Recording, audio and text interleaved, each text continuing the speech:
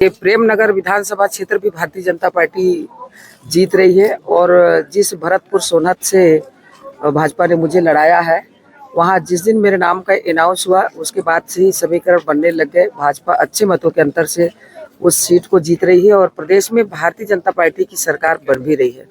कांग्रेस के बड़े नेता बोल रहे हैं आपके वहाँ चुनाव लड़ने को लेकर कि तुम तो ठहरे परदेसी, साथ क्या निभाओगे, चुनाव के बाद दिल्ली चले जाओगे।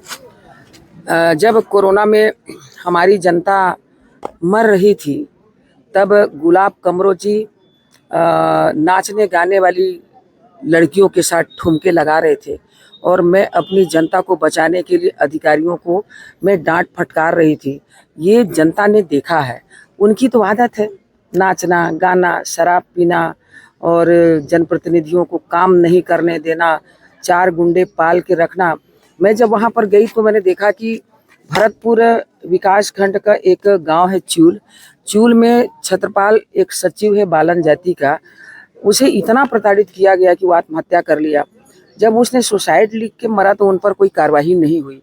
प्रॉपर जनकपुर के एक लड़का सुमित शर्मा, इतना खूबसूरत नौजवान, माँ बाप का इकलौता बेटा, उसे इतना पीटा गया कि उसकी जान चली गई और अधिकारियों कर्मचारियों को बहुत प्रताड़ित किया गया। आज पहली बार ऐसा हुआ कि कांग्रेस के आधे नेता मुझे फोन कर करके कहे कि हम आपके साथ हैं और हम इस व्यक्ति से मुक्ति चाहते हैं। बड़े बड़े नेता, मैं उनका नाम नहीं लेना चाहती, प्रदेश स्तर के नेता, राष्ट्रीय स्तर के नेता आज उसके खिलाफ खड़े हैं। जनता मेरे साथ है, महिलाएं मेरे साथ है, युवा वर्ग मेरे साथ है और भारतीय जनता पार्टी वहां पर एक अच्छे बहुमत के साथ जीतने जा रही है। कांग्रेस का ये कहना है कि आप गोंडवाना से दूसरे नंबर की लड़ाई लड़ रहे हैं, जबकि गोंडवाना काफी मजबूत है। वहाँ पे क्या मानती है? कहीं गोंडवाना मजबूत नहीं है। गोंडवाना यदि वहां पर मजबूत है तो गुलाब कमरों ने इतना आतंक किया है कि उसके आतंक के विरोध में जो गोंड जाति का संगठन है जिसने गोंडवाना के शरण में चले गए हैं। इस चुनाव में मतों का अंतर जो भी हो, लेकिन जिस तरीके से इस प्रेमनगर विधानसभा क्षेत्र में मैं गोंड जाति को विकास के मूल पटरी पर मैंने लाने का काम किया।